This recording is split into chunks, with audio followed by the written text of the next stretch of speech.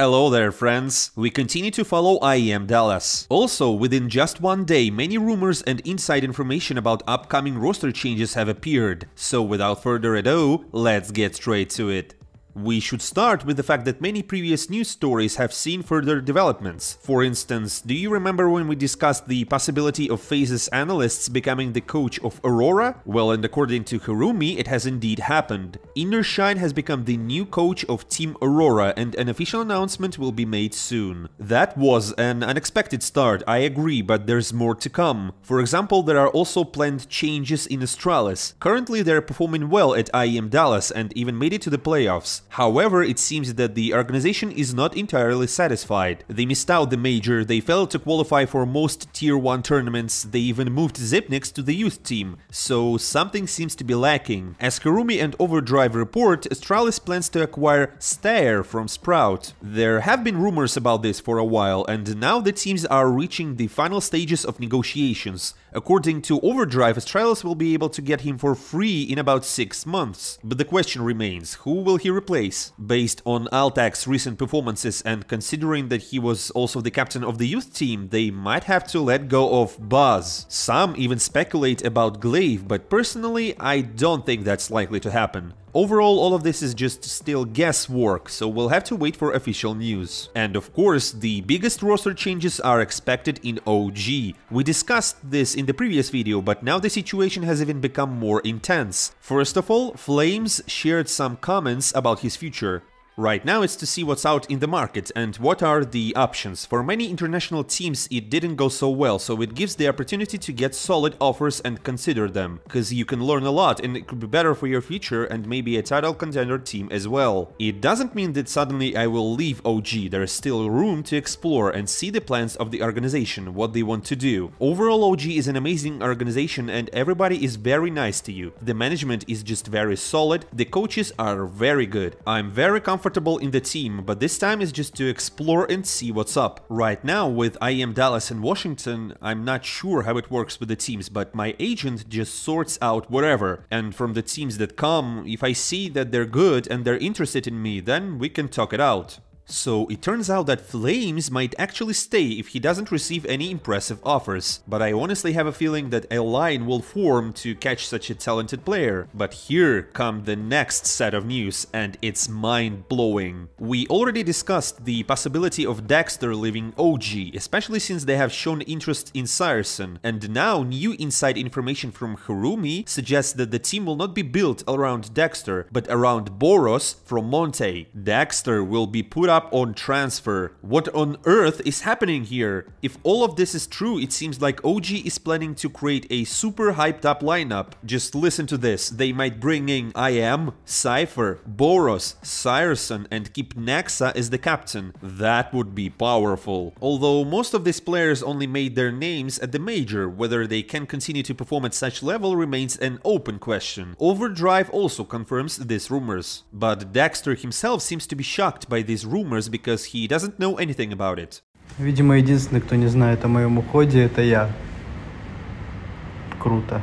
However, we all remember how Dexter previously made fun of Overdrive and claimed that, as a player, he knows much more about what's happening in the team, but eventually they had roster changes. So maybe this time the insiders are not mistaken. Write your ideal dream team for OG in the comments below, we'll discuss it. But now let's move on from rumors to actual reshuffles. There aren't any major transfers to announce, but I can't keep quiet about this one. MIBR decided to make changes and remove Turtle from their roster. They're looking to bring in Lukauzi from Fluxo, and according to rumors, they're asking for nearly $300,000. Sometimes I think the Brazilian scene just lives by its own rules. They rarely reach top-level championships, yet the transfer fees are on par with tier 1 teams. Another unexpected shuffle occurred in the Mongols. The guys have been making some noise lately, but it seems that they want even more. Annihilation and Bartak have left the team, and in their place, Mzinho and 910 have joined. Honestly, I have no idea who these guys are, but it's strange that the team decided to part ways with Annihilation, who seemed to be their strongest player. Now let's slowly shift from transfer news to interviews and other updates. As you may recall, Nitro is retiring from CSGO and completing his last tournament in Dallas. He plans to stream afterwards, but it seems that the possibility of returning to Valorant hasn't disappeared either. I'll share the most interesting parts of his interview. I'm stepping away from Counter-Strike, but I'm leaving room for other games and opportunities. If I receive an offer, I will consider it, but for now, I'm just focusing on streaming. I won't actively seek another team in Counter-Strike because it doesn't interest me at the moment. Perhaps when I transitioned to Valorant and then returned, I realized that the skill level of CSGO players is much higher than that of Valorant players, and you can feel it. There are so many new talents like Bit, whom I missed when he entered the tier 1 scene. I came back and he was already an excellent player. I had never ever heard of him, but he's very good, very intelligent, great at shooting and moving, and the same goes for many other new players. Regarding Marek, Yakinder has completely taken over the in-game leader role for Team Liquid. In that sense, I'm now on the secondary roles and I help if he needs it. It's strange because I've always been the captain. When you're not playing as the IGL, the game feels different. I've taken on Yakinder's roles and act more as a lurker. Well, the path of Captain America comes to an end. Let's wish him good luck, since he led Team Liquid to its best historical results. Maybe he will return to CS2, we'll see. And speaking about the new game from Valve, Simple's best teammate Hiko also decided to return to CS2.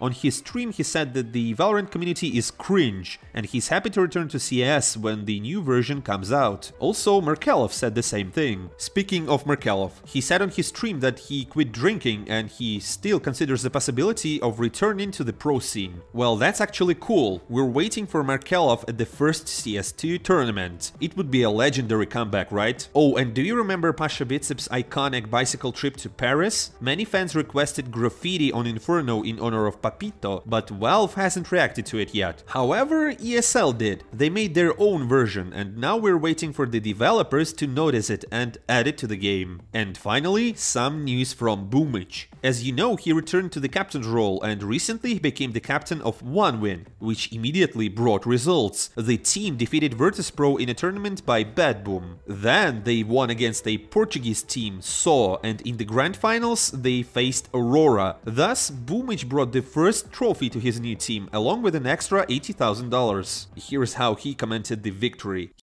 Kapitanich is back, winner winner, chicken dinner. He also then gave an interview about NAVI. I personally miss the guys from NAVI. They were good friends, we went through a lot together, won a lot. But time goes on and you need to move forward. Do they need a rebuild? Well, the team is already going through a rebuild. They have a new IGL, a new young player who is still gaining experience, so I'm not surprised that the results may be poor in the beginning. CS2 is coming out now, and then there's the break, so we'll see what happens in the future. I don't know about roster changes, it's not up to me to decide. So basically in 2023, Boombl4 won 1 trophy, while NAVI won 0 trophies. Yes, even though the trophy is just a tier 2 tournament, it still counts. Fate could be interesting, don't you agree? And speaking of that, Simple is starting to significantly lose his positions, and analysts are increasingly questioning whether Simple is the truly greatest player in CSGO history. Here's what Maui Snake said on the last Free Nation CSGO YouTube channel podcast. I think the question of the greatest player in CSGO is more open now than before. If you ask most fans, they will still say Simple, but Zyvo played at the last major on a completely different level than the NAVI leader. If you look at Simple's career, you get disappointed that he has only won 1 major. You could say it's been disappointing. Because of this, people will start to doubt his status as the greatest. Why did the GOAT only manage to win 1 major? Yes, he made it to the finals several times, he managed to drag the shaky NAVI there, but he did that with Liquid at the beginning of his career too. That was impressive, but it depresses me that the greatest player has only won 1 major. Amidst all these discussions, the esports transfers website even lowered Simple's value. While he used to be unquestionably the most expensive player in the world, now Zyvo is closing on him hard. $4.15 million compared to 3 and 9. So friends, what do you think? Is Simple losing his greatness, or do the recent results not matter? Write your thoughts in the comments. And on that note, let's talk a bit about IEM Dallas. The group stage has ended and it's time to see who performed well, who advanced and who got eliminated. Let's start from the bottom. At the 13th-16th place we have Nouns, Fnatic, Greyhound and EG. There were no real surprises here. Nouns is a local NA team and people didn't really expect much from them, especially in Tier 1 tournament. Fnatic played with a stand-in where Creams was replaced by Forest. It's a pity that Forest didn't get a chance to shine with the Fnatic guys. It would have been good publicity and some might have taken notice of the Swedish legend. Greyhound was probably the only team that could have climbed higher. Despite losing 16-2 to Cloud9, the Australians fought hard against Liquid. Both maps went into overtime. Greyhound could have knocked Liquid out of the tournament with a bit of luck. As for EG, the team was just a disaster. Another last place finish with a toothless performance. Honestly, it's unclear what the EG management is waiting for. If OG, who are clearly performing better, decided to undergo a complete roster rebuild, then EG should have done it a long time ago. Moving on to the 9-12th place, we have Furia, Nines, Liquid and Complexity. And again, there were no surprises. For example, Furia confirmed their decline. The Brazilian team is struggling to find their game. It's as if their playstyle has become outdated and they need a fresh perspective on the game. That's probably why there have been rumors about a possible transfer of Fallen. In any case, it's clear that the guys are unlikely to solve their problems without reshuffles. With Liquid, it's also evident. The team is going through a restructuring phase after Nitro's departure. As for Nines and Complexity, these guys showed decent gameplay, but they still have a long way to go to reach the Tier 1 level. And just one step from the playoffs, we have Cloud9 and OG. And regarding OG, not only did they play with a substitute, but they also are in a situation where it's uncertain how the team will even look in a few months. Considering that, I think you all agree that the guys showed their maximum, which they deserve praise for. Regali, in particular, did a good job of promoting himself, and perhaps after this tournament some top teams will take notice of him. As for the champions of the previous IEM Dallas, Cloud9, it's just a disappointing result. Nafani's gang lost to Astralis with a score of 16-8 on both maps. Add to that their failure at the RMR and you'll see that by replacing Inters with Buster, Cloud9 not only didn't solve their problems but made them worse. Now let's talk about the pleasant part, the teams that made it to the playoffs. They are Astralis, Mouse, G2, FaZe, Heroic and ENCE. We will analyze the teams' performances in detail at the end of the tournament. For now, I'll just mention one interesting fact. Of these 6 teams, only one team has a non-Danish captain, and that's Dexter from Mouse. While it may not be the most important tournament, the playoffs are shaping up to be intense. We have 5 of the best Danish captains and Dexter competing for the trophy in Dallas. Only Vitality and NAVI are missing to make it the major style showdown, unlike what we saw in Paris. Well, basically that's all from me, friends. Here's the playoffs bracket for IEM Dallas, and we can expect a fantastic season finale. I'm not saying goodbye for a long time. See you soon.